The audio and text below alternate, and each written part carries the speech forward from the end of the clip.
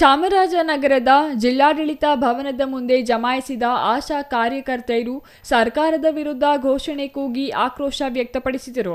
ಈ ವೇಳೆ ಸಂಘದ ರಾಜ್ಯ ಉಪಾಧ್ಯಕ್ಷೆ ಉಮಾದೇವಿ ಮಾತನಾಡಿ, ಏಪ್ರಿಲ್ ತಿಂಗಳಿನಲ್ಲಿ ಕರ್ನಾಟಕ ರಾಜ್ಯ ಸಂಯುಕ್ತ ಆಶಾ ಕಾರ್ಯಕರ್ತೆಯರ ಸಂಘದಿಂದ ಬೆಂಗಳೂರು ಫ್ರೀಡಂ ಪಾರ್ಕ್ನಲ್ಲಿ ನಡೆದ ಪ್ರತಿಭಟನೆ ವೇಳೆ ಮುಖ್ಯಮಂತ್ರಿಗಳು ಹಾಗೂ ಇಲಾಖೆಯ ಸಚಿವರು ಬೇಡಿಕೆಗಳನ್ನು ಈಡೇರಿಸುವ ಭರವಸೆ ನೀಡಿದ್ದಾರೆ ಎಂದರು. ಮುಖ್ಯಮಂತ್ರಿಗಳ ಭರವಸೆಯಿಂದ ಪ್ರತಿಭಟನೆ ಹಿಂಪಡೆಯಲಾಗಿತ್ತು. ಮುಖ್ಯಮಂತ್ರಿಗಳು ಅಂದು ಆಶಾ ಕಾರ್ಯಕರ್ತೆಯರಿಗೆ ಕೊಟ್ಟ ಮಾತು ಉಳಿಸಿಕೊಳ್ಳಬೇಕು.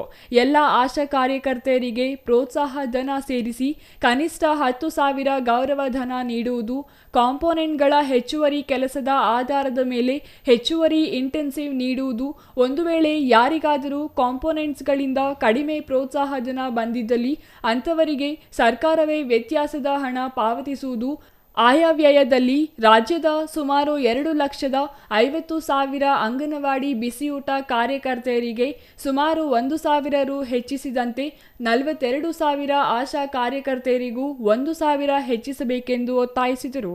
ದಿನ ಅಂತ ಸಂಘಟಿಸಿದ್ದೀವಿ. ಇದು ಮುಖ್ಯ ಉದ್ದೇಶ ಅಂತ ಹೇಳಿದ್ರೆ, ಜನವರಿ ತಿಂಗಳಲ್ಲಿ ನಾವು ಏನು ಒಂದು ಪ್ರತಿಭಟನೆ ಹೋರಾಟ ಮಾಡಿದ್ವು, ಆ ಹೋರಾಟದ ನಂತರ ರಾಜ್ಯದ ಮುಖ್ಯಮಂತ್ರಿಗಳು, ನಮ್ಮ ಇಲಾಖೆಯ ಮಂತ್ರಿಗಳು ಹಾಗೆ ನಮ್ಮ ಇಲಾಖೆಯ ಅಧಿಕಾರಿಗಳು ಎಲ್ಲರೂ ಆಗಮಿಸಿ ನಾವಿಟ್ಟಂಥ ಬೇಡಿಕೆ ಏನಿಟ್ಟಿದ್ವು ಅದಕ್ಕೆ ಸಂಪೂರ್ಣ ಒಪ್ಪಿಗೆಯನ್ನು ನೀಡಿದ್ರು.